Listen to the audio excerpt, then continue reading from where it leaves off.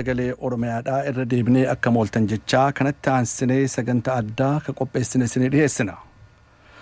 Akkuma namoonni hedduu jaarmayootaa fi ibsa jaarmayootaatiif yookaan ammootu weebsaayitii adda addaa yookaan sabaa himoota adda addaatti irraa dhageeffattanitti torbaanuma kana jechuun dhiyeenya kana keessa jaarmayoolee fi gurmuuleen aba'oo isaan kanaan dura dhiyeenya kana ibsa tokkummaa baasan hundee taasifatuudhaan nus dhageeffatoota sagalee Oromiyaatiif akka bal'inaan ibsanuu kennan isaan afeerree jirra.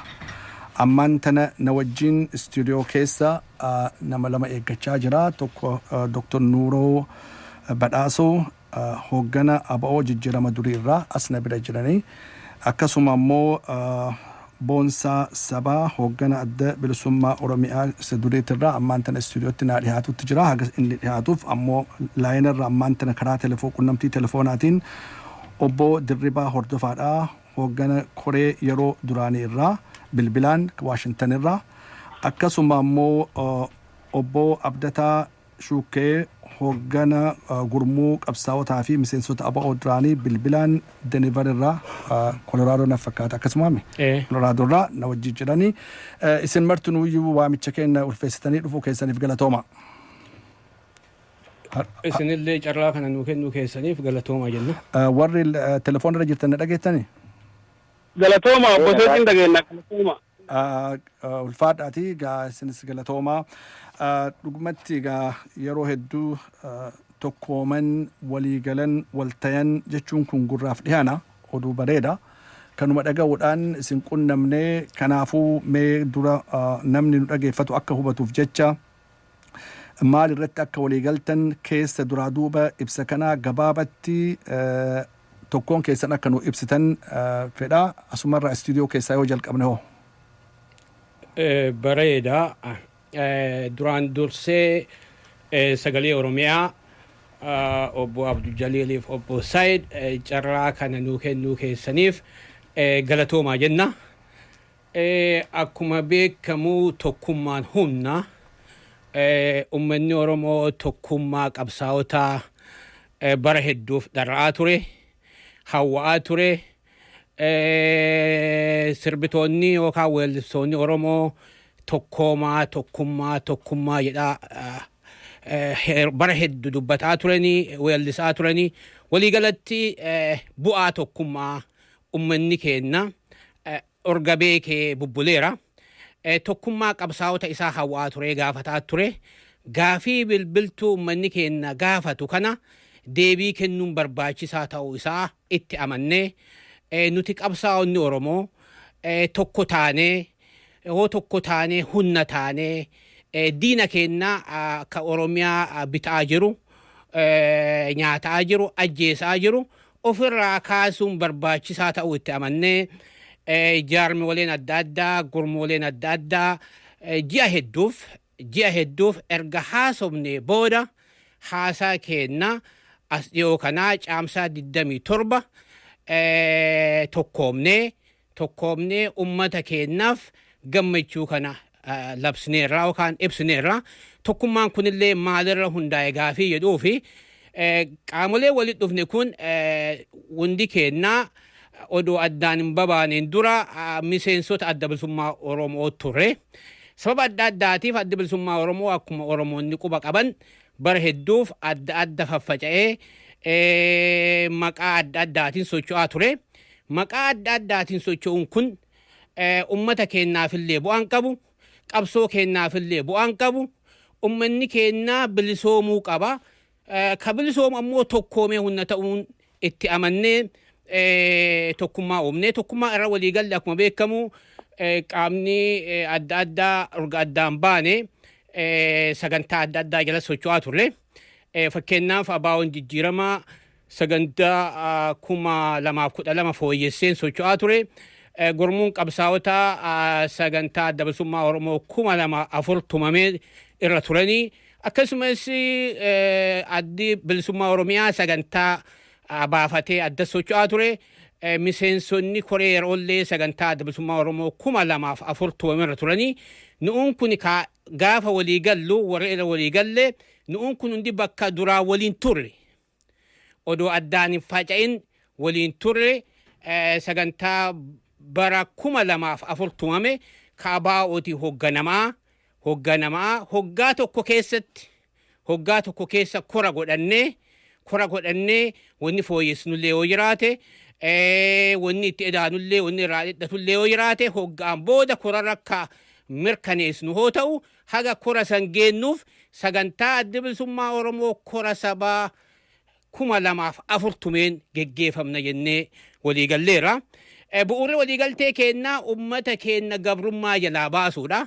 Ummanni Oromoo yeroo ammaa kana keessatti saba bicuun tumamee ajjeefamee biyya isaa keessaa ari'amee qaaniin olaanaan ummanni keenya keessa jiru kuni ilmaan Oromoo dhiisii ilma namaa hunda waan gaddisiisu waan ta'eef tokkoomnee hunna taanee ilmaan Oromoo kana jalaa baasuun barbaachisaadha jennee tokkummaa kana uumne. Akkuma beekamu tokkummaan qabsaa'ota Oromoo bara hedduuf hawamaa ture.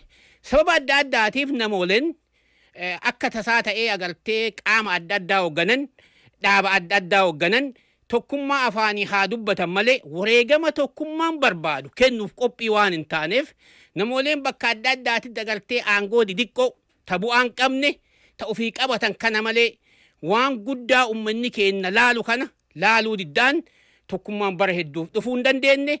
Nu'uun kun ammoo wareegama barbaachisu kan fallee itti gaafatummaa didiqqoo qabnu kana dhiifne ummanni Oromoo tokkoomee bilisoomuu qaba jennee karaa tanaan dura namni hedduu irraa sodaatu namni hedduu agartee afaaniin malee dalagaan mul'isuu hin dandeenye karaa taraarreerraa banneerraa qabsaa'onni Oromoo ka barbaadan bilisummaa ummata Oromoo malee aangoo didiqqoo namooleen bakka adda addaa ta'anii hayyudurummaa himata odoon taane ummanni Oromoo tokko ta'ee ummanni Oromoo tokko gaafiin qabu qabsaa'onni Oromoo bakka adda addaatiif faffacan kun bu'aa Oromoo fiduu hin dandeenye. Keessattuu qabsaa'onni amma walitti deebi'an kunniin adda bilisummaa Oromoo keessa warra ture. Kanaaf walitti deebi'uun keenna kuni fakkeenya guddaa ka yeroo duraatiif seenaa qabsoo bilisummaa Oromoo keessa jaarmiyaan afurii walitti dhufuun nu ka duraati. Kanaaf kana godhuu kennatti itti gaafatama didiqqoo qabnu dhiifne bakka tokko deebineerra. Kanaaf ummanni Oromoo illee ka hafellee ammallee akka tokkummaa kanatti deebi'an akka dhiibbaatti godhu goona gara keenyaan wareegama barbaachisu kan fallee tokkummaa ummanni keenya hawwu finneerra jechuu barbaade jaallan kun itti haasuuf. Bareeda. Kanarratti gaa namni tokko yoo duraan dhaaba tokko keessa ture garaagarummaa adda addaatiin addaan ba'e amma walitti yoo deebi'u waan tokko dhiisu jira tokkollee waan kennu jira fudhatuudhaaf dhiisuu keessatti deema jechuudha. Kanaaf amma gara sagantaa durii wajjin qabnu ka 2004tti deebinee jirra yaada jedhu.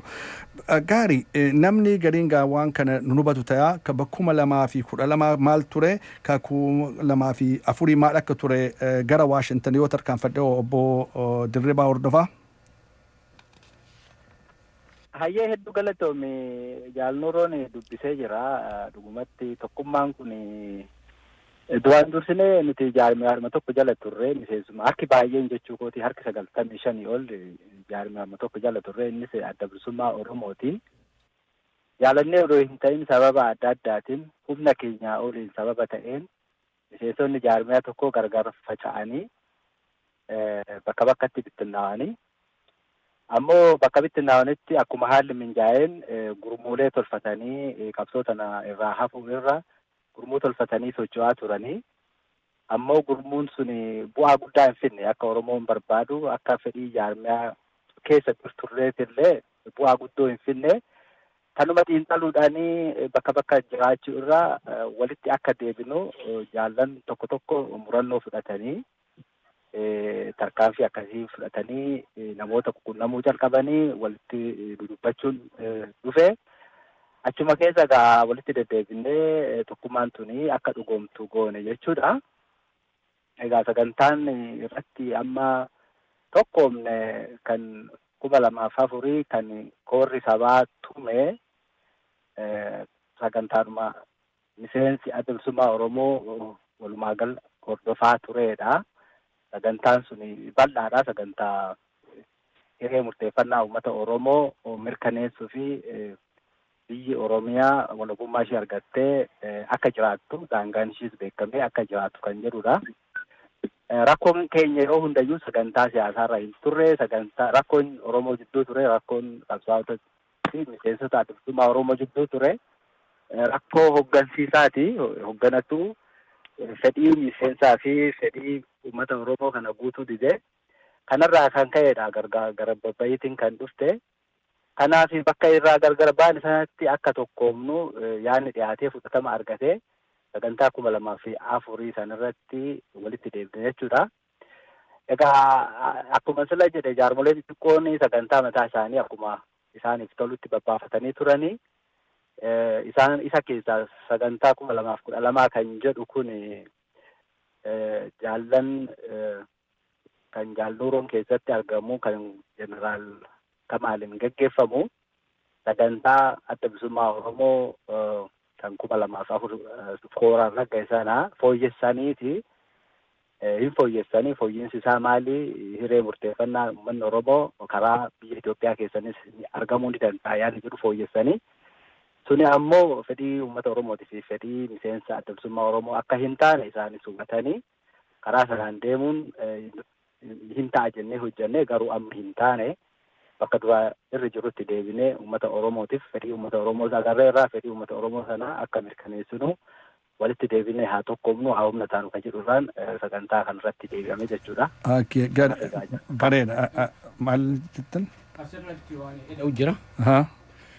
Jaal Dirribaa Galatoomii obbo Saayid gaafii bu'uuraa gaafatte addi bilisummaa Oromoo jijjiiramaa sagantaa 2004 addi bilisummaa Oromoo kora sabaa irra raggaasise fooyyesse namni wanni hubatuu qabu sagantaan sun maal jedhaa ka jedhu sagantaan 2004 fooyya'e maal jedhaa qabxii lama lafa kaa'a tokko ummanni Oromoo gaafa bilisoome jedha ummanni Oromoo gaafa bilisoome hiree murteeffannaan tokko hoo barbaadee biyya isaa walaba taate Oromiyaa ijaaratu tokko lammata ammoo hoo barbaadee sabaaf sablammii ollaa isaa yerooliin union ijaaratu ka jedhu waan lama of keessaa qabaa jechuudha.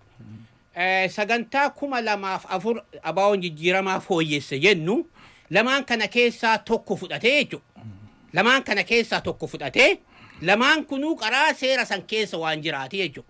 Abaawoon jijjiiramaa 2012 waa haarawaa godhe odoo hin taane lamaan jiru keessaa tokko fudhatee kaan dhiisee jechuudha. 50-50 ka ture keessaa tokko fudhatee jechuudha.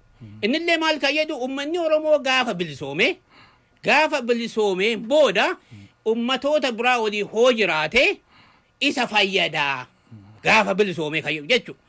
Achirratti illee wani lafa kaa'e maali kana hundaa ka murteessu hiree murteeffannaa ka ummata Oromooti. Murteessaa ummata Oromoo malee jaarmiyaa miti ka jedhu jechuudha. Amma nuun kun gaafa as deebine jennu wanni gaafa san dalagame dogoggora jechuu miti. Okay?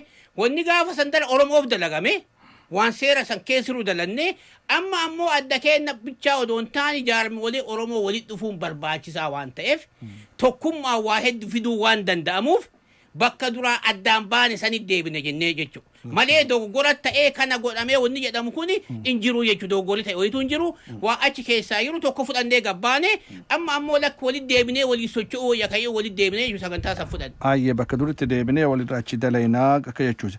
Amma gara obbo Abdataatti tarkaanfadha. Obbo Abdataa mee egaa amma sagantaa gara 2014 sanitti tarkaanfanne booda ergasuu jaarmiyoonni adda addaa ka adda bilisummaa Oromootirraa walirra adda addaan babayan ka kanatti amananillee ni jiran jechuudha. Kanaafuu karaa kanaan hireen waliigaltee namoota wajjin godhachuullee ka baname jiramoo yookaan ammoo karaan kun banaadha balballi kun maalitti yaaddame jalqabarraa garuu eegalleedha haa ta'u ammoo itti daddafillee naan hin jedhinaati qalbiin gara tokkummaa waan na hawwateef kana jechaa jira akkamiin laaltan kanamee dura. Galatooma dura karaan kun banaami immoo banaa jechuu dura waan tokko kaasuu barbaada. Waa'ee dhimma tokkummaa kana dura uummanni tokko diina tokko diina loluudhaaf tokkummaa isa barbaachisa. Tokkummaa uummata sanaa ammoo tokkummaa qoftillee gahaa miti jaarma qabaachuu barbaachisa. Rakkoo guddaa ka uummata Oromoo keessatti dhalchee addi bilisummaa Oromoo jaarmaa uummata Oromooti dhaaba Oromoodhaaf qabsoo waggaa dheeraa godhaa ture jechuudha. Oromoon addi bilisummaa Oromoodhaaf bakkatti beekaa. Amma gaa addi bilisummaa Oromoo keessatti jaarmaa uummata Oromoo hoogganuu keessatti rakkoon dhalate. Rakkoon dhalachuun kuni miseensota jaarmaa qofa addaan diiguu osoo hin taane uummata Oromoolee diige jechuudha. Kanaaf mooraa adda bilisummaa Oromoo waaqessuun barbaachisaa ta'ee mul'ate. Kanaaf nuti achirra dhaabbannee gurmuuleen adda addaa bakka bakkatti addaan namni faffacee walitti deebi'uudhaaf dirqamne jechaadha. Kanarratti gartee akkasuma jechuu barbaada. Gara gaafii na gaafatanitti nuti kabeeynu akkuma jaallannaan dura jedhan addi bilisummaa Oromoo korri isaa kamaayii 2004 ture. Jechuun bara 2004 ta'e jechuudha. Achi as korri seeraan taane. Sagantaan korri gaafsan tumate sagantaa amma jaallan kakaasan kana jechuudha. Ka xiqqoo yaada lama keessaa qabu. Sagantaa kana kanaan bullawanni jennees bakka irraatti diigamis dhalatatu achirra jira jechuudha. Kanatti deebuudhaaf kana jenne inni kun banaadha gurmuulee adda addaa kaafaniif ka jedhu banaadha. Nuti gurmuuleen amma walitti dabalamne afran kun jaarmoolee gurmuulee jennee himna waan haaraa goone qabna. Wanni haaroofni nu goone ka dur hin ta'in ani hayyuduree akkasiiti, ani hayyuduree gurmuu qabsootaati, ani hayyuduree adda bilisummaa Oromoo ijjiramaati ka jedhu namni hundinuu waan dur hin turin waan haaraa qabna jechuudha. Hayyudurummaa kanneen dhiifne ani gurmuu qabsoota miseensa adda bilisummaa Oromoo hoogganan ture yeroo ganna sadiitiif. Hoogganummaa kiyya san dhiise jecha. Jaalnuuroon hayyuduree adda bilisummaa Oromoo ijjiramaa ture hayyudurummaa san dhiise jecha. Jaalboonsaan akkasi, jaaldirribaan akkas jechuudha. Kanaaf nama miseensa nu keessa jiru kanurra dhiiroo haga tokko wayyaa jenneetti amma hayyuduree godhanne jechuuf keessaafillee jechuudha. Nama ifii keenya hoogganaa ture. Especially ana gurmuu qabsootaa keessa warra waliin turre nama miseensaan hoogganaa turetu har'a hayyuduree kiyya ta'e jechuudha. Kuni uummata Oromooti fakkeenya taanitti illee beena jechuudha. Gurmuulee adda addaa kaafanii waliin haasofni kenna bara kanaan durallee gurmuulee garaagaraa kan akka shanee gumii adda bilisummaa Oromoo, adda bilisummaa Oromoo qaama ce'umsaa warreen jedhan gurmuulee adda addaa waliin haasaa turre ammallee haasaatti fufnaa mooraa adda bilisummaa Oromoo deebitee waan ta'uu qabditti amanna. Yoo mooraa adda bilisummaa Oromoo waaltiin guruppiileen kun martinuu gurmuulee waan kana yeroo hedduun jedha irra deebiin jedha malee gurmuulee faamilii warra gandaa ta'aafa namni jaarmaa adda bilisummaa Oromooti jedhee gurmuulee adda addaatti aman hin jiru jechuudha. Kanaaf mooraa adda bilisummaa Oromoo waan ta'eef karaan isaa banaadha. Ammallee irratti hojjetaa jirra irratti hojjetuuf deemna. Kanaaf warra nurraa hafan hundaafis yaamisa dhiyeessina yeroo gabaabaa keessatti illee irratti hojjennee akka bakka takkatti deebinu abdii qabna jechuudha. Because yoo bakka bakkatti gurmuulee adda addaatiin deemnu uummanni Oromoo dhadhameessa keessaa hin baajennee waan abdii qabneef mooraa adda bilisummaa Oromoo waaltoo qabu jennee waan amannuuf karaa namarra deemaa jirru kun gurmuulee hafan hundaaf bana jechuudha. Ulfaadhu amma asirratti akka ibsarraa himametti maqaan gurmuun amma walitti dhufee kun jechuun jaarmayootaaf gurmuulee walitti dhufanii tokkoomanii kana maqaan isaa adda bilisummaa Oromoo yookaan gabaabatti ABO jedhama. Asiin duras jaarmayoonni addaan babayanii yookaan addaan baatanis adda bilisummaa Oromoo ka jedhantu jira. Asiin dura an akka nama reediyoo irra hojjetu yookaan sabaa himaa tokkotti ABO eebaluun hoogganamu ABO akkanaan hoogganamu maaliif maqaa himuudhaaf gartee rakkisaa ta'e. Amma immoo ammas adda bilisummaa Oromootii jedha. Eega tokkummaan kun argame booda maalii fi maqaan kun filatamee akkaataan isaa amma rakkisaan ta'u mee booda mamiin walitti dhiibbaa walirratti hin fidu ka jedhurraa asuma istiidiyoo kanarraa jalqabu immoo okay obsa bonsa ana himi bonsa galatoomi dhiifama boodarra jalqabne mee bonsa maal jetta kanarratti fayyatai Said in bana faccisi banne sin banne waan kana banam okay amma dubbadhu aya bonsa saba fayyade Said ulfaadhu sifi waalli keetis Abdu Jalilis ulfaadhaa hiree kana nu kennuudhaaf hin jaa gaafii maqaa juu kanarratti hiree fudhachuu waan hin barbaadee fi maqaan kuni maqaa qabsaa'otaa ta'uu qulqulleessuu barbaadeeti. Nu kun hundinuu akkuma qabsoon falmaan Oromoo keessatti tahaa turte qabsooleen Oromoo keessatti tahaa turte adda bilisummaa Oromoodhaa akka jaarmayaatti dhaltee dhalli nuti irra jirru kunis qabsaa'onni irra jiraniis kan heeggare qabsaa'u deemaniis qabsoo saniitu nu dhalee jechuudha. Haa ta'u heeggaree itti deemnu kana keessatti maqaa adda bilisummaa Oromoodhaa kaabaluu fi kaabaluun jaamu kanarraa kan jijjiiru adda bilisummaa Oromoo hojiidha. Adda bilisummaa Oromoo bilisummaa Oromoodhaatti geessu Oromiyaarraan geessuufi malee kan itti maqeeffatanii taa'an tahuu kan hanqisuuf jiraatu qaama hojjetee adda bilisummaa Oromoo san hojii adda bilisummaa Oromoo dhaabbateef waan saganteeffate kayyoo fi waan akeekkate san hojiitti hiikuutiitu adda bilisummaa Oromoo san kan isa dhugaadhaa isa qabsaa'ota san taasisa. Gara biraatiin yoo namoonni maqaa kana qabatanii bakka taa'an kun rakkoo ta'an kan ta'u taa'ellee waan kana jijjiiruun humnoonni dhugumaan bilisummaa Oromootti amanan deemsa kana keessatti yeroo waggaa tokkoo kana keessatti qaama nu waliin ta'anii warra tokkoomne kana waliin ta'anii fakkeenya keenya kanallee fudhatanii bakka irreef ka'an sanirrallee gabbuusanii dhimma sabaa kanaaf uwwaatanii waliin dalaguudhaaf qaamota wal fakkaannu kan kaayyoo sagantaa akeekaa fi siyaasaa wal fakkaannu kun waliin dhufnee waliin deemuutu barbaachisa. Kuni akka waan silaa warra nu waltee kanaan ala jirullee waan waliin nu fiduuf sagantuma 2004 sonuu fudhachuun hundeen isii kana. Kanarratti mee bareeda waa hedduutu rakkisaadha akkaataa miidiyaa keessatti jirurra rakkisaadha. Gara bareeda obbo Abdataa amma gara keetitti mee tarkaanfadhaa. Waan jechuu barbaada asirratti tokkoomuun waliigaluun bareedaa maqaan yeroo adda addaa kun garteetiin maqaa ebaluu jechuun kun xiqqoo karaa miidiyaattillee karaa nama nu dhageeffatuuttillee rakkisaadha. San akkasumatti qabannee egaa akka ibsarratti argametti maqaa ABO'n adda bilisummaa Oromoo jedhuun alaabaalleen sanumaan jechuudha. Garuu mee asirratti ammaan tana isin warri waliigale kun tokkoomtan yookaan walitti bayxan yookaan walitti makamtan yookaan tokko taatan jechuun ni danda'ama afaan jecha akkanatti ibsuun ni danda'ama dhaaba tokko taatan jechuun ni danda'ama. Dura waa'ee tokkummaa kennaa dura gaaffii dura sanatti xiqqoo dabala barbaada. Nuti adda bilisummaa Oromooti. Cufti keenyaa'u adda bilisummaa Oromoo malee maqaa biraa waan hin qabneef waan himannu biraa hin qabne. Jaarmaa biraan taane maqaa jijjiirannee waan biraan ta'an adda bilisummaa Oromooti jechuudha. Miseensa adda bilisummaa Oromooti. Kanaaf adda bilisummaa Oromoo malee waan biraan qabu waan hin qabneef maqaan keenya adda bilisummaa Oromooti.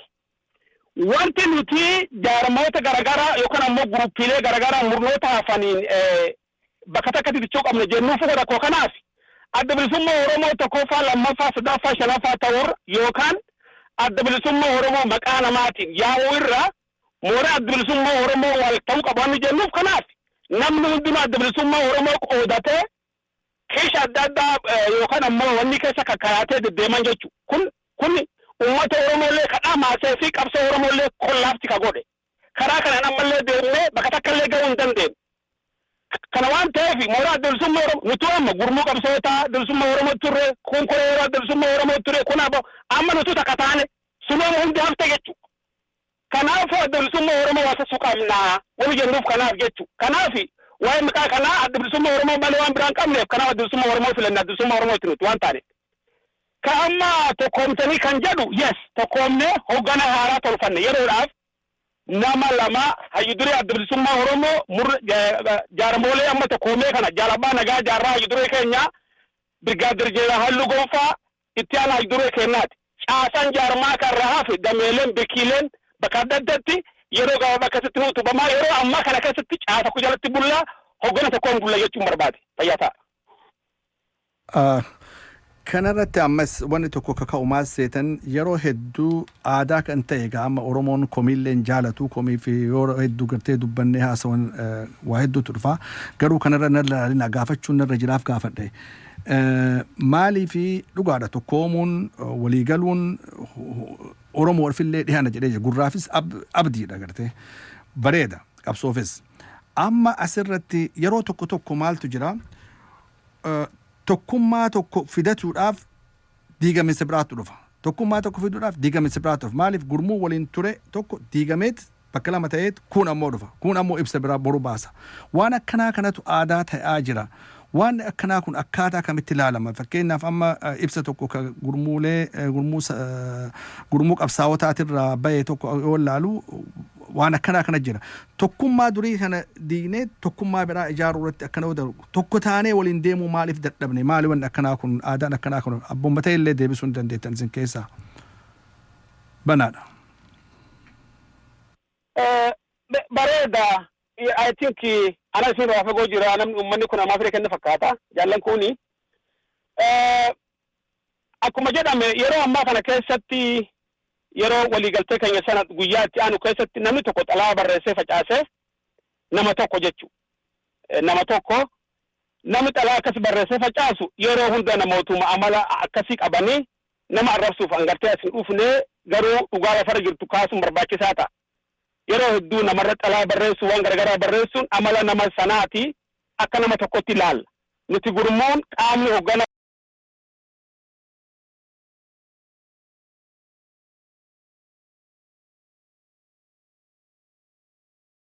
barbaannee fi yookaan for some reason yookaan maaliif akka ta'e hin beeknu didee hafee dhuunfaa mataa isaatti xalaa barreessee facaase jechuudha. Kan namni tokko illee bira hin jirre namni tokkichi qoballee bira hin jirre.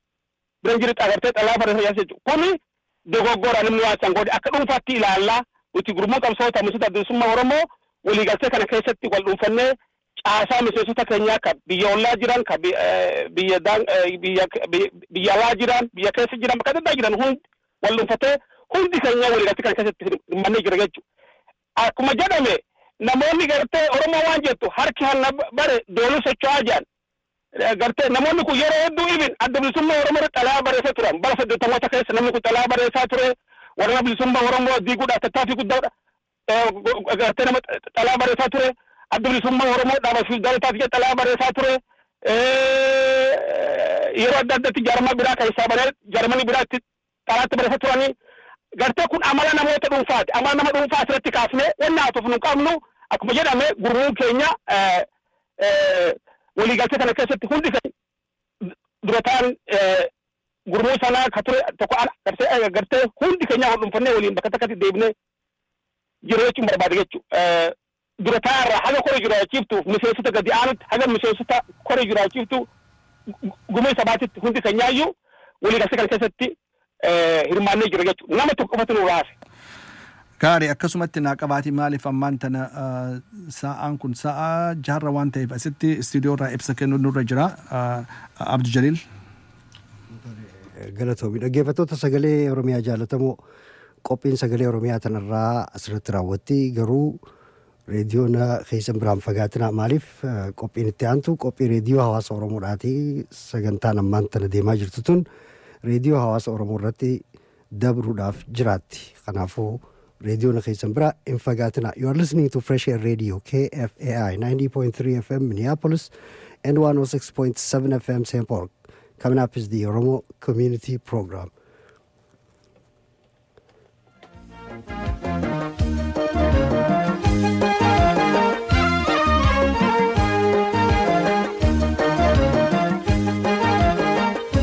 Ijaaramuudhaaf tattaafachaatu jirra isaan raayillee gabaasaa kophaatti qabna. Walumaa galatti sa'a takkitti tanaaf ballama keessan reediyoo hawaasa Oromoodhaatti yoo jiran akka gootan isin afeerra sagantaan ammaan tana deemaa jirtu itti fufti. Said Galatoomi Abduu Jaliil beeksisallee nan barbaachisu namni reediyoo isaa turee bane yoo jiraate jechaadhaaf xiqqoorra deebi'uun irra jira. Maaliif jaarmayoolee fi akkasumas gurmuuleen aba'oo ka durii kana dhiheenya kana ibsa baasan keessatti tokkummaa ijaaratu isaaniiti. Kana hundee saatifatuudhaan raadiyoo sagalee Oromiyaa irratti haasofsiisaa jirra. Namoonni wajjin haasawaa jirru Dr. Nuuroo Daddafoo hoggana aba'oo jijjiirama duraaniitirra akkasumas obbo Abdataa Shukkee hoggana gurmuu qabsaa'otaa fi miseensota aba'oo duraanii akkasumas yookaan obbo jechuu yaadeffama obbo Dirribaa Hordofaadha hoggana koree yeroo duraanii Waashintan irraa telefoonaan na wajji jiranii akkasumattis obbo Boonsaa Sabaa hoggana adda bilisummaa Oromiyaa duraanii irraa asuma qaamaan istiidiyoo keessa na wajjin jira. Kanaafuu isin martinuu galatoomaatii yaada haga daqiiqaa xiqqoo takka nu hafte daqiiqaa 10 takka ammas xiqqoo waliin turuun kennan oolu Mee qaama qaamni jijjiiramaa jennee qaama kaan jennee amma qaamni sun hafee ammaan kana tokkummaa ijaarantanii gurmuu adda bilisummaa Oromoo ka jedhu hafee amma adda bilisummaa Oromootti ka jedhu irratti maqaa fudhattanii alaabama duriitiin sagantaa dur bara 2014 baheen hoogganamuudhaaf sagantaa kaayyan lafa kaayattanii jirtan. Haga yoomiiti amma kun ka deemu? Mee akkamitti deemaa? Kanarraa namni naa ibsuu isin keessaa hoo jiraate? Jaalsay galatoomii waa'ee maqaa kana jaal abdataa fi jaal boonsaalleen deebii kennanii wanni beekamuu qabu nu'uun kun maqaa haarawan baafanne maqaan abaa'oo kennaa ka duruu adda addaati qabaataa turre nu hundinuu abaa'oo jechuudha. Abaa'oon jaarmiyoota miseensaan malee ka nama tokkoo ka garee tokkooti miti jechuudha. Wanni nu goone maqaa haarawoo kan abaa'oo haara odoon taane abaa'uma kenna sani kama dur keessa turre san jechuudha. Maqaa kanaan maqaa adda addaati gurmuu qabsaa'ota abaa'oo miseensota koreeroo abaa'oo jijjiiramaa abaa'oo adda bilisummaa Oromiyaa kan jedhu jechuudha. Nu hundinuu abaa'oodha. Abaa'oon agartee abaa'oon kennaa jechuudha. Qaama kenna malee haarawaa. Wanni beekamuu qabu abaa'oon jaarmiyaa nama tokkoo garee tokkooti miti jechuudha. Abaa'oon jaarmiyaa miseensota adda bilisummaa Oromoo abaa'oo ka bilisummaa uummata Oromootiif ijaarame jechuudha. Kan akkam beekamuu qaba. Nu'uu arfan kun walitti dhufuun agartee abaa'oo ebaluu kayyuu gad diqqeessinee amma abaa'oo tokkicha jira jechuudha. Ammallee gareen abaa'oo uwwaamu ka biraallee ni jira.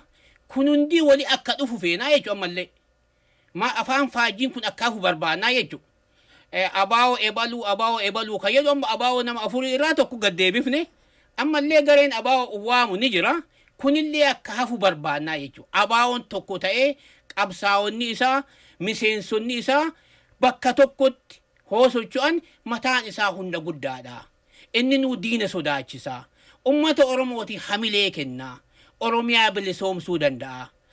Alagaa birallee yoo dhuftu agartee abaa'oo ebaluu jechuu hafee abaa'oon tokkicha akka ta'e agartee hunnaa mataa isaa. Kanaaf ammallee garee hafee yoo jiraate gareen biraallee akka tokkummaa kanatti dhufee afaan faajiin kun hafu barbaannaa jechuudha. Gara gaafii keetiitti deebi'uu fi jaarmoolee fi gurmoolee waliin makamne kuni haga hoggaa tokkootiif hoggana hir'oo godhanne kora tokko hoggaa keessa jechuun orga waliin makamne caamsaa 27 bara 2015 achirraa jalqabee hoggaa tokko keessatti kora godhanne hoggana dhaabbataa filannee gabba'uuf deemna. Kanaaf amma ka jiru hoggana hir'ooti. Hoggaa kana keessatti akkuma amma jaal abdataalleen dubbate jaarmiyoolee fi gurmoolee fi nam-tokkee ammallee hafan akka tokkummaa kanatti dhufan akka foonaan Oromoo tokkoomtu ammallee waamicha goona. Hoggaa kana keessa wanni biraallee dhalatuu danda'a. Akka sagantaa kennaatitti hoggaa tokkoof booda kora godhannee hoggana dhaabbata filanna jechuudha. Qaariin hapfolchaa asirratti hundinuu ka laayina irra jiranii fi ka istiidiyoo jirtanis waan tokko jira asitti akkuma beekamu waggaa 40 dabran kana keessa Oromoon qabsoo geggeessa keessatti faayidaa argamteef kan argameedis maal akka jiru namoonni beeka. Namni nu dhaga'us nus ni beekna.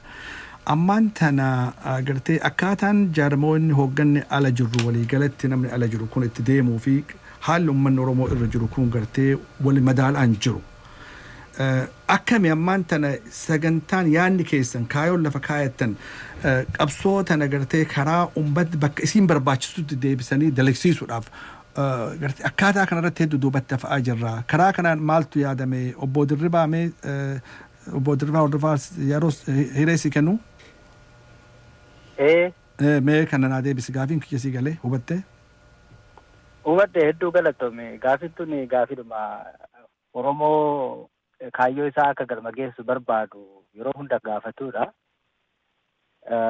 Akka hiree ta'ee egaa uummanni Oromoo faffaca'ee sababa adda addaatiin kaan dirqamee kaan bifa adda addaatiin biyyaa bahee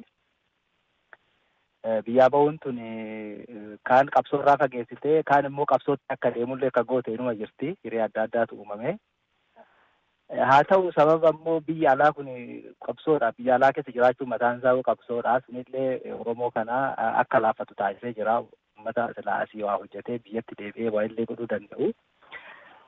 Uummanni biyya keessaa yeroo baay'ee rakkoon ture maa'inne wanni hubanne uummanni biyya keessaa biyya alaa kanarraa abdii guddoo qabaachaa ture.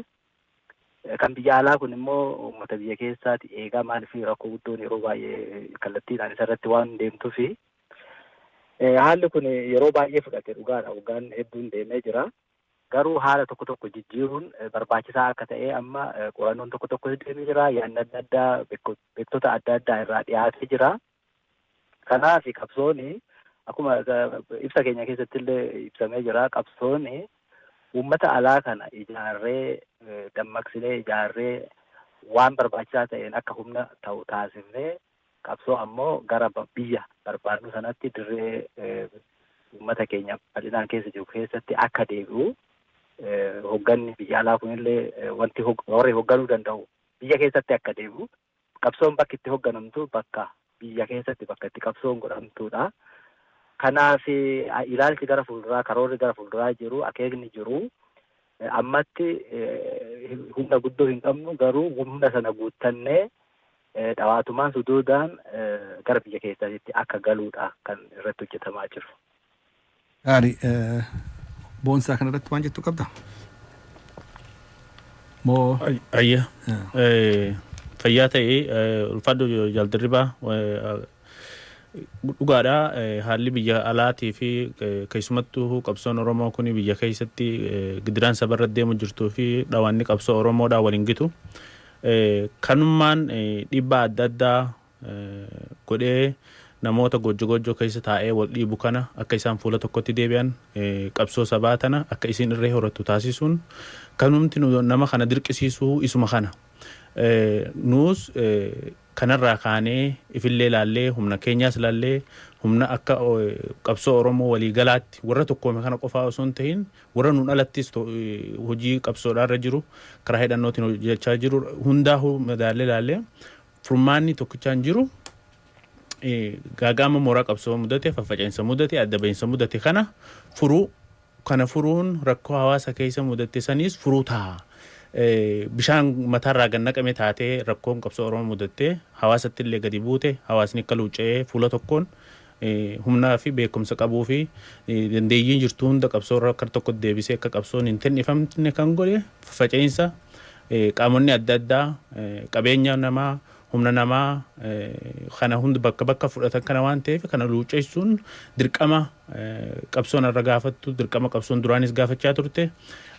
Kanarra dabree ammoo hiree gabroomsaan kun urmii dheeraa akka qabaatu Oromiyaa irratti urmii dheeraa akka qabaatu hiree adda addaa yeroo gabroomsaan kun itti laaffatetti laafina gabroomsaa isaaniitti dhimma baanee gabroomsaa kana Oromiyaa irraa kaasuu waan nu dadhabsiises wooma isa kana ta'eef dirqama qabsoon keenya humna horattee aadaa siyaasaa Oromummaa irratti if hundeessinee deebinee if gadjaarree dambooba qabsaa'ota san adda bilisummaa Oromoo keessatti deebitee mooraa qabsoo keessatti deebitee tolfamtee qaamni fayyaa ta'e kun qabsoo gaggeessuu qaba. Qaamni fayyaa ta'e kun ammoo qabsoo kan gaggeessinu biyya alaatti miti. Bu'uurri abaa'oo eessaa akka ka'e Oromoonis ni beekti. Qabsaa'onni gaafa diinaan dhawamanii biyyaa bahan baqatanii fi ammoo if cimsanii jabaatanii Oromiyaa deebi'anii diinaan wajji wal dhawanii jechuudha. Saniin arraas geenye nulleen uummanni Oromoolleen akkasii yaaduu qaba qabsaa'onnilleen akkasii yaaduu waan qabuufi isii saniif qabsoon keenya harki 95 biyya keessa deebi'ee hojjetamuudha qabaadha. Murtiin keenya kana qaamni kun humnaa'ee qabeenyaa fi humna namaallee luucceessinee beekumsa illee luucceessinee dhaabni kun fayyee qabsoon tan akka itti fufu godhuun dirqama keenya ta'aa waan jirraa qabsoon Oromiyaa irratti deebi'uun dirqama taati. Dhiifama guddaa daqiiqaan qabu xiqqaa waan ta'eef waan isin gaafatis yoo jiraate wanni asirratti ibsuu barbaadan yoo jiraate daqiiqaa takkan isinii kenna asuma obbo Abdataa irraa jalqabu na wayya fagoo irraa jalqabaa obbo Abdataa wanni jettu yoo jiraate. Wanni ani jedhu guddaan hin jirtu dhugaan lafarra jirtuu fi wanni murnoonni adda addaa haasawan garaagara. Oromoon gartee aadaa isaa keessatti aadaa kijibaa deemuu sobaa deemuu qabu rakkoo jiraattu gaaddisatti dhufee dhaddachatti fidee rakkoo jirtu haasawatee furmaata godhatee wanta nuti dabra aadaan akkasii mooraa Oromoo akkasitti illee deebi'ee dagaaguu qaba. Ara yeroo ammaa kana keessatti jaarmoota gumuulee adda addaa osoo hin ta'in uummanni Oromootu diigomsaa fi faca'isaamaa keessa jira. Uummanni Oromoo karaa itti waan jaarmoonni Oromoo uummata Oromoo diiganii fi karaa itti qabsoo godhuu wallaalee afanfaajjii ta'aa jira. Afanfaajjii kanarraa bahuudhaa fi karaan tokkochi nu baasu kan nuti amannu adda bilisummaa Oromoo deebifnee haaromsuudha. Adda bilisummaa Oromoo haaromsuun kan amma eegaleetti jiru kana murnoonni biraa murnoonni adda addaa kan maqaa adda bilisummaa Oromoo himatan kanuun alaa yaada amma nuti eebbifamaa lafa keenya kanatti deeggaranii mooraa adda bilisummaa Oromoo waan ta'eef akka hojjetan jedhaa. Uummanni Oromootis addaan faffacanii karaa deemuun nu baasu. Hifanni amata meeqaatan uummanni Oromoo wallolee wal jibbe guruppiilee adda addaa deeggare guruppiilee adda addaan deeggarinaa mooraa adda bilisummaa Oromoo akka waan ta'eef irratti hojjedhaa eeggartee isin jedhaa fayyaa ta'a. Galatoomi obbo Dirribaa wanni jettu jira jettellee dhagoo irra wanni gabaabatti ergaan boodaa akka dabarsitu yoo jiraate. Hayyee isinis dhumarratti hedduu galatooma warri reediyoo hawaasa Minneapolis jaal Saidii fi jaal Abdul Jalil. Wanti jennu maanni tokkummaan tun gaa jalqaba nuti wanti amma goone kun isa dhumaatii miti. Ammoo nuti waamicha qofa godhaa hin jiru inni waannalleedha qophiidha. Dhiibbaa uummanni Oromoo fi miseensonni jaarmolee adda addaa waan kanarratti akka godhan fedhii qabna. Gaafiin tokko dhiyaate gaafii sanaaf deebii kennuudhaafis owwaachuudhaafis qophii akka ta'an himuu barbaanna. Nullee yaamicha hin goonaa yoo nu yaamanillee hin owwaanna. Dhimmi kun dhimma Oromooti, dhimma sabaati. Kanarratti qaamni hunduu quba akka nu qabaatu. Uummanni Oromoo, uummanni bal'aan ammoo waan kun akka dhugoomu maaliif afanfaajjiin akka dhaabbatu. Kanaaf maqaa tokkotti dhiibbaan akka godhamu kan barbaannellee maqaan adda addaa yoo haaraa baafne uummanni Oromoo afanfaajjii keessa seenaa. Kanaaf dhiibbaa godhee hogganoota gara hundaarrattuu dhiibbaa godhee tokkummaan Oromoon barbaadu suni karaa tokko irratti akka deebi'u uummanni Oromoo akka gahee mataasaa taphatu waamichaa fi gaafii asumarraan hin dabarfadhaa. Hedduu galatoomaa ulfaadha. Galatoome Dr. Nuuro ergaan qabdu yoo jiraatte gabaabatti please.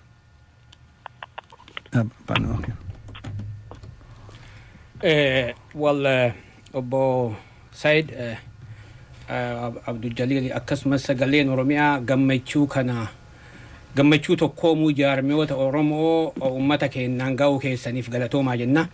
Maaliif jennaan miidiyaan ga'een inni taphatu salphaa miti. Keessattuu gaafii uummata Oromoo gaafii qabsaa'ota Oromoo tokkummaa kana dhaadheessuun barbaachisaadha. Kanaaf galatoomaa jenna. Miidiyaan biraallee fakkeenya keessan akka fudhatu abdii qabna.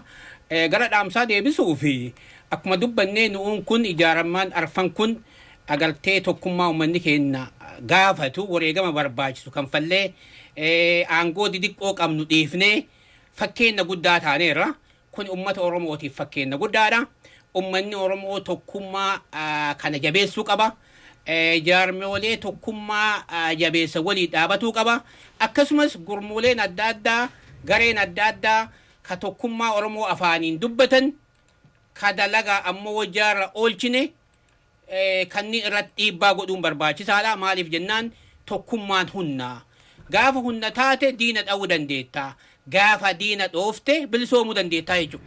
Kanaaf afaanumaan bilisummaa haasa'uun ga'aa miti. Uummanni keenya qabsaa'onni bakka adda addaa jirtan dhiibbaa barbaachisu gootanii foonaan qabsoo adda bilisummaa Oromoo bakka tokko deebitee diina akka dha'uu dandeenyu waan isirraa eeggamu akka gootan uummata Oromootiif waamicha guddaa dabarsuu barbaada. Nu gara keenyaan wareegama barbaachisu kan fallee karaa banneerraa karaa kana akka dhufan barbaanaa jechuudha. Gaarii galatooma. Boonsaa sabaa wanni ergaan dhumaa akka jettu yoo jiraate. Xiqqoomaan ja'a irra guddaan isinuma galatoonfachuudha. Fayyaa dahaa dhimmi qabsoo kun numa hunda waliin waan ulaaluu fi haala kana akka gurra uummata keenyaa bu'u godhuu keessaniif hiree nu kennitan kanaaf galatoomaan ja'a fakkeenya gaariidha. Akkasuma itti dabalee akka dhaamsaatti waliigala qabsaa'onni kan bifa adda addaatiin qaama adda addaa jalatti bakka adda addaa gojoo adda addaa ijaarannee teenyu sun hundi bakka nutti tole san diinee akkuma nuti fakkeenya taane nuti caayaalee adda addaa kan itti hooggansaa kan turre san lafa keenyee arra miseensa qaama tokko warra walitti dhufan keessaa qaama tokko ta'eetu nu hoogganaa jira jechuudha. hegerellee waa yeroo kana keessatti hangana keessatti dirmachuu beekaa barbaadna dirmachuu nama qabsaa akka nam tokkeedha akka gamtaa kan jiru namni duraan qabsoo kana haalli deemaa ture ittiin toliin kan mana gale sun hundi mana gabbahuu qabna yoo qabsoo inni qofa bilisummaa dhaynaa hawwiidhaan ta'uu hin dandeessu kanumaan dhaammadha fayyaa ta'e. Isin afranuu galatoomaa hiree gaarii. Galatooma nagaatti. Galatooma marti keessanuu ulfaadha.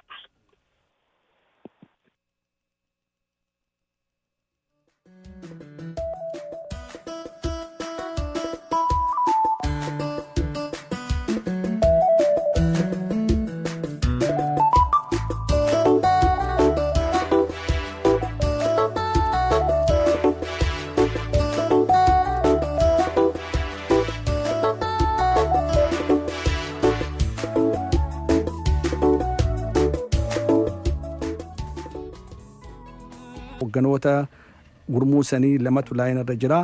Haloo, ana dhageettani ammaan tana? Dhagaa jirti. Hayyee bareeda. Isinummaan waan qooda jaarma isan keessatti qabdu dura naa ibsaatii gaafii fi ibsa garteetiin barbaachisaa ta'e isin nuu kennitanii anis gaafii isin gaafachuu barbaada. Haala amma dheengadda reediyoo kanarratti dubbanne torbaan dabre. Ibsa keessanii fi yaada keessan akka bal'inatti ibsitaniif dura maqaa keessanii fi qooda jaarma isan keessatti qabdan yoo dubbattan. Abbaa Magartuu itti fufi dura. Ani Abbaa Magartuu naan jedhani yookaan Walda Mikaa'el Bariisoo jedhu maqaan kiyyaa ani akka gara fagootti akka biyya London gurmuu qabsaa'otaa keessatti duraatii fi akka hoogganaatitti illee damee tokkorratti hojjetee jira amma miseensumaa. Akka miseensa gurmuu qabsaa'otaatis hojjinaasa ani miseensaa jechuudha Walda Mikaa'el. Gaarii ibsaa. Ani barreessaa fi miseensa hoggansa waloo garee kanaati. Walda Mikaa'el Bariisoo gadi bute malee miseensa koree hojii gaggeessituu hoggansa waloo keessa jira. Kanuman jechuu barbaada ifaa yoo ta'e kan biroo wanti jechuu barbaannu yeroo dabre caamsaa 27 dhugaa dubbachuudhaaf ganama yeroon ka'u jaalli qaama hoggansa miseensa hoggansa ta'e tokko Naayiroobi irraa naa bilbilee ture labsa baheen argine inni argee koree gaggeessituu keessallee nama jiru. Maal naan jedhe aboo otuu nuti hoggannillee hin beekne jaara kan miseensallee hafu wanti isin gootan kun sirriidha naan jedhe jechuudha. Maali jaalla kiyyennaan akkasitti kunoo jaarmaa diigdanii tokkummaa uumtanii jirtu tokkummaan kuni sirnaa fi tartiiba hin qabu naan jennaan aboo ani quba hin qabu tingeen ilaaladhee gadaa yeroo ilaalu kun achirra jira jechuudha. So anis akkasittiin argee jechumaaf ani beekte maaliif qaama hojii gaggeessaa guyyaadhaan garee kana hogganu ta'ee wanti kun akkas yeroo ta'utti xiqqashaa namatti dhaga'ame hin beeku jaal Walda Mikaa'el immoo maal akkamitti akka dhaga'e hin beeku silaa dhaga'utu irra ture akka jedhamutti akkan dhaga'aa jirutti immoo nama tokko qofatu labsa sana baase kan jedhu.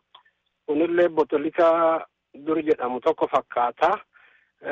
Akeekan garuu ani namoonni gaariifis badiifis walitti dhufuun hedduu bareedaadha jedheetan yaada.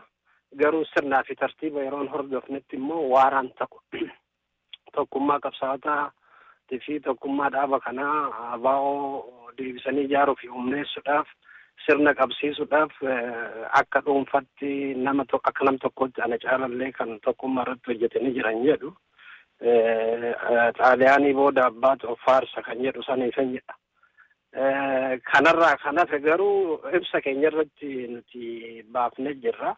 Haqa ammoo namoota deemanii kana godhanii lakkii jennee gantoota illee jenneen abaarree mirgaa fi tabaroo dandeettii fedha isaanii yoo kan qabaatan ta'e yeroo fedhetti abbaan fedhe deemee waan fedhe hojjechuu danda'a. Garuu guutumatti ofii waan hojjetan sana ammoo miseensi hundi ni wajjin hiriiree galeeroo jedhan namni wajjin wal ta'an sun illee maal isaaniin jedha xiqqasha kanumaa dhugaa dubbachuudhaaf waan nuti jennu kana hundaa'uu hojiidhaan arguudhaaf jiraanna lafarratti jechuudha wanti ta'e gaariidha walitti dhufuun isaanii gaarii garuu immoo bifa maqoo otiin deemuun sun sirrii mitiidha nuti gama keenyaan kan jennee baafne kanarratti abbaan magartuu waan jettoo jira.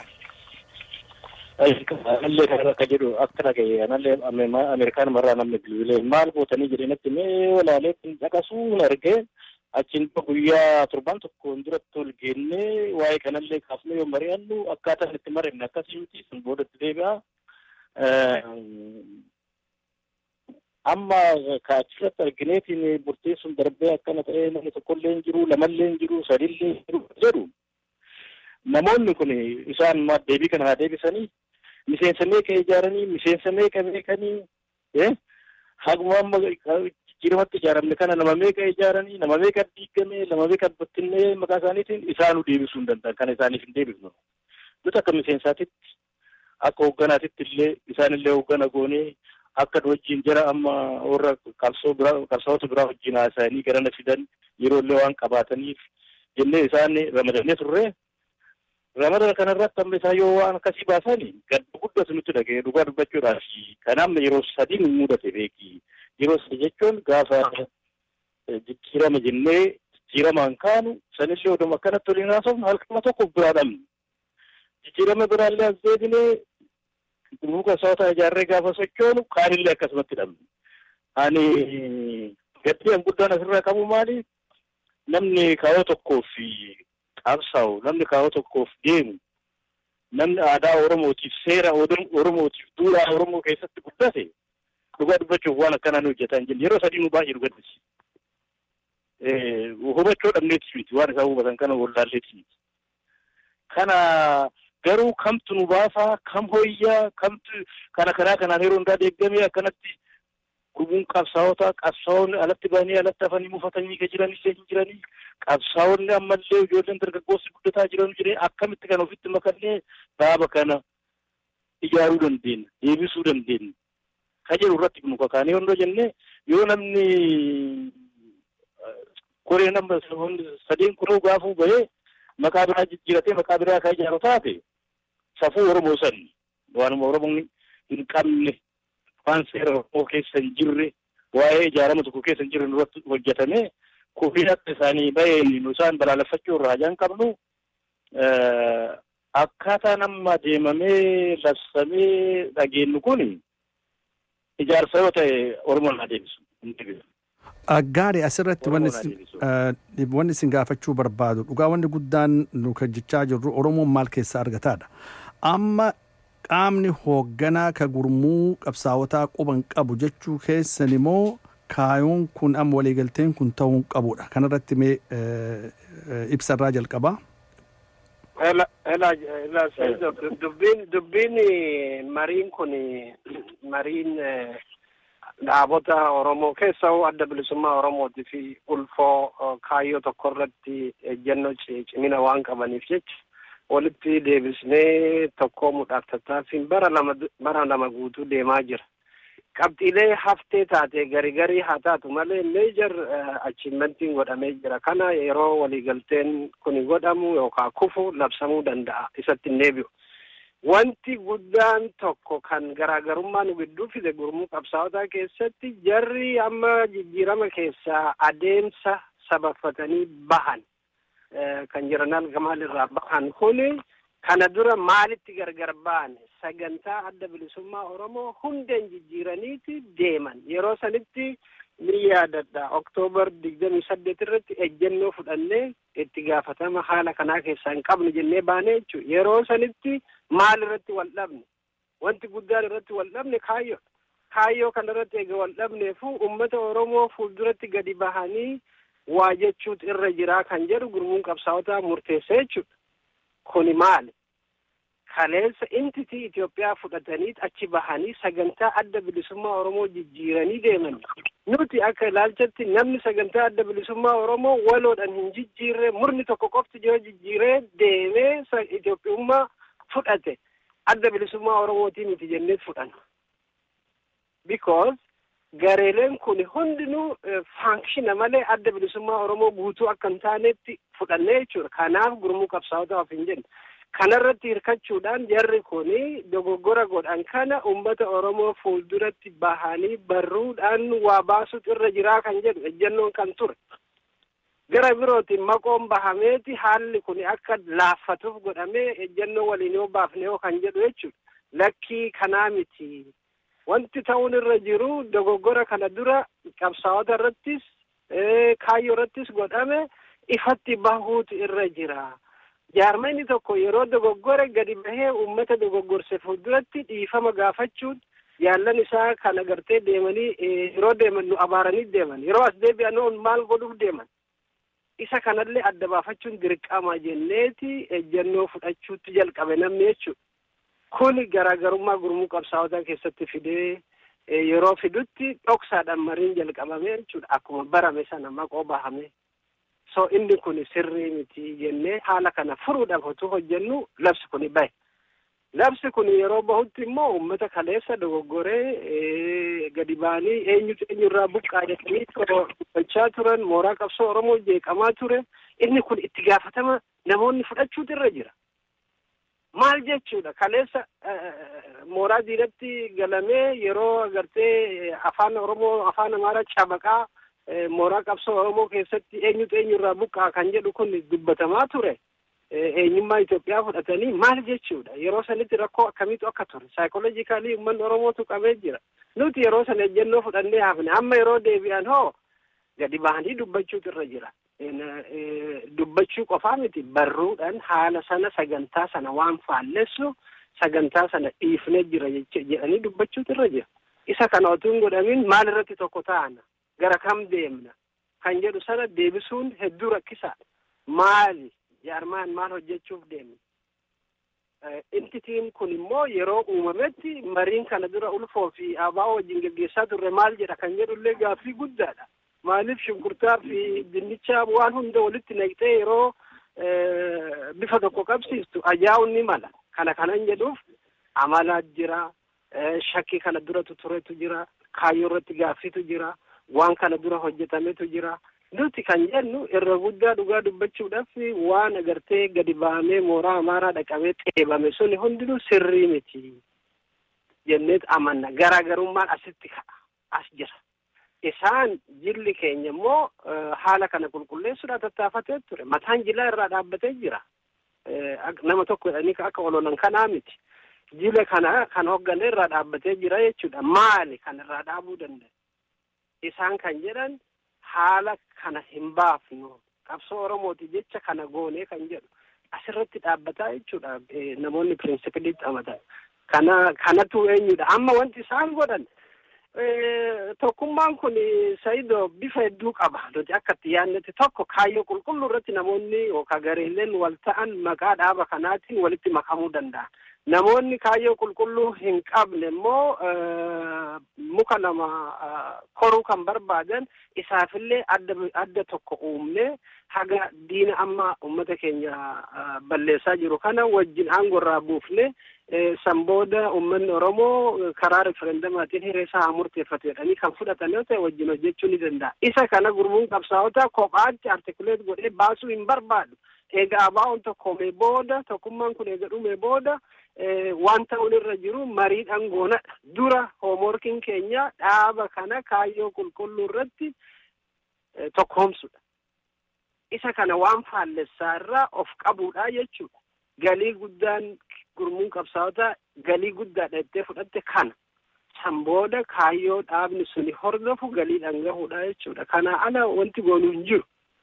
Waan isaan godhan kana itti milkaa'uu dandeenyaan deemanii itti hojjetan Oromoon bal'oodha. Nuti gama keenyan akka jennutti kaayyoo qoftillee naman tokkoomsu adeemsillee haalillee bilchinni siyaasallee akkaataa heera fi seera malees hojjetan bifa hedduu qaba. Kaayyoo dhablummaadhaan tokkummaan dhufuu hin danda'uudha. Egaa garaagarummaan jiru kana garaagarummaa kana dubbachuun immoo tokkummaa amma ta'e jedhan kana dura dhaabbachuus miti. Nuti hin jenne nam tokkollee hin abaarre gamtullee hin jenne akkana godhanillee hin jenne garuu isi wanti yeroo gari lagummaadhaan yookaan akka wal beekaniin yookaan immoo akkuma walitti dhiyaataniin kijibaan baala walirra qabuun kun tokkummaa hin fidudha. Hayyee wanni irratti dabaltu jira obbo. Jechiin lafa kaayes akkuma jiru fudhadhee jibsi keenya keessa amma jara amma walitti makamanii kan hojii haasa'ee jilli keenya kan miseensonni keessatti argamu kan hoggannu keessatti argamu gaafa duraallee ka dabarsine wiilkaa erga dhufanii akkuma inni jedhu kana hin gaddallee itti irra deemnee isaan lakkii qabsaan akkas ta'e nuti uummata nuu miti. Namoonni kun akka dhuunfaatitti illee beennaa akka namaatitti illee ol beennaa nu isaan wajjin illee waan dhabbiin qabnu hin qabnu nuu miti. Uummanni Oromoo hundi caqase. Reediyoon hin caqase, televizyiin hin caqase. Kana namoota kana keessaa dhufan ibsi biraa kan muka itti baase jeneraal kan itti baase gara biraatiin jira. Nu kana keessa hin jirru qulqulluu qabsaa'ota Oromoo waliin barnee fufoonaa qabsoo Oromoo fi ijaarra jedhanii haa baasanii. Waan biraa isaan irraan barbaannu. Isaan dhiisiitii kaali jiran obbii ijoollee taanaan yoo karaa kanatti deebi'anii dhufan eenyuunuu ufitti makuu danda'a kun. Gurmuu Oromoo guddisu. Qabsoo Oromoo guddisu. Malee rakkinni hin qabu. Garuu akkuma wanni gogaa biraa uffatanii dhufanii asitti lakka taanaa akkana taanaa kun ijaarame kun diigame kaan jedhe namni akkuma namni iddirii ijaaratu waan itti ijaaratu qabaa kaa'utti ijaaratu qaba. Waa waliin jedhu qaba. Uqqobiilla akkasii jira. Kana namni gadumee maqaa kennate hayyuu duree durataa durasiigaa pirezidaantii tokko ofiin jedhu taate Oromoon paaketatti nu qaanes wanti kun dhugaa dubbachuuf nu qaanes hayyoonni akkana jedhee akkana godhuun kan nama walitti qabuu danda'an. Kawaa beeka jennee itti amanne hundi. Nu beekaa miti jechuudha dogoggoruu dandeenya. Dogoggorri keenya yoo ta'e qabsoon foonaa Oromoo haa ijaaramu. Eenyuun odoo hin taane gandaan odoo hin taane beekumsaan odoo hin taane qabsoon adda bilisummaa Oromoo ijaaramee uummata Oromoo haa ga'u. Abbaa itti haa godhatani. Warra dargaggeessa lafaa dhufu waa kennan dhalootatti haa darbu. Nu amma haala kana teennee waa goonee hin dandeenyu. Hulgisee kan yeroo hundaa isaanii jiraa jiru. Waa goonee hin dandeenyu. Warra waa goonee danda'u warra guddatu akka ga'amu kan jedhu irratti marrannamu yeroo hundaa. Ebaluu akkas haa ta'u amma fakkeenyaaf gaafa ibsaanii barreessaa ta'u ibsaanii pirezidaantii dura taa'aa ta'uufi miti yookaan itti aanaa ta'uufi miti yookaan pirezidaantii ta'uufi miti. Kana waan maqaa akkasiitu balleessuun barbaachisaadha. Hoggana jennee adda bilisummaa Oromoo ala kana ta'anii wannoo jedhan maqaan kunuu jiraachuun irra hin jiru. Akkuma baratame akkuma duraan baratame dhiibanii gandatti dhaqanii achitti walitti haasanii sanbata guddaa saatarree waliin haasofne torban otoo hin kennetti baasan. Hin ta'u jennee waliin haasa'aa bullee waliin haasofne walitti himnee rakkina nama jidduu jiru yoo jiraate. Warra amma jila kitaa'e kana rakkina jiru kaname laala jennee jaarsatti goonee wannoo jaarsa san odoofsinne jaarsallee fudhatanii kaanillee fudhatanii deemanii jiran. Is okay. Fedhii isaanii yoo ta'e yoo Oromoo bu'aa akka qabu taate. Nu kanaafuu waan dhaabannu qabna ammallee isaan afoo dhaabachuuf himu. Akka jiru walitti himuuf. Safuu jiru walitti himuuf. Safuu jiru walitti himuuf. Maqaa Oromootiin nagadachuu hin dandeenye. Maqaa Oromootiin baalkotti irratti baanee reediyoon irratti baanee televizyiin irratti haasa'u jechuun Oromoo bilisa baasuu nama madeessa kun. Namni waan namni homaa itti beeku namatti fakkaatu. Ijoolleen muka seettumaa akkana gootetti gaafata. Ijoolleen keessa waattintu maaliif akkana taatanitti maa holqooddan jedhanii nama gaafatan. Maal jettee deebistaas? Gaariga amma akka jechaa jirtan safuun hin eegamne akkaataan seera ittiin goone mariin guutuun osoo hin eegamin cinaadhaan godhamee jechuu keessanii gaarii kanaafuu ammaan tana namni nu dhagoogaa namni Oromoodhaaf ergaa kana wanni dabarsitan kadhumaa yoo jiraate gabaabatti isinis maaliif deeqaa takka qofa qabaa walakkaa fudhadhaati eega kun ta'e amma wanni Oromoon isinirraa dhaga'uu barbaadu ergaan isin dabarsuu barbaaddan maali? Hayyee Said hedduu gaariidha. Wanti ani guddaa dhaamsa dabarsuu barbaadu qabsoon Oromoo of qulqulleessee kaayyoo qulqulluu irratti of deebisee jira. Ummatichi didee jira jechuudha. Bifa adda addaatiin butanii alagaatti maqaa alagaatti maxxansu didee diinillee dhiibee kaayyoon isaa kaayyoo bilisummaa fi walabummaa Oromiyaa irratti ititaa jira. Isa kana daddaaquun barbaachisaa miti. Kanaaf wanti godhamuu danda'u guddaan dargaggoon Oromoo har'aan tana diinaan wal hudhee jira. Maqaa barattootaatiin, maqaa qeerrootiin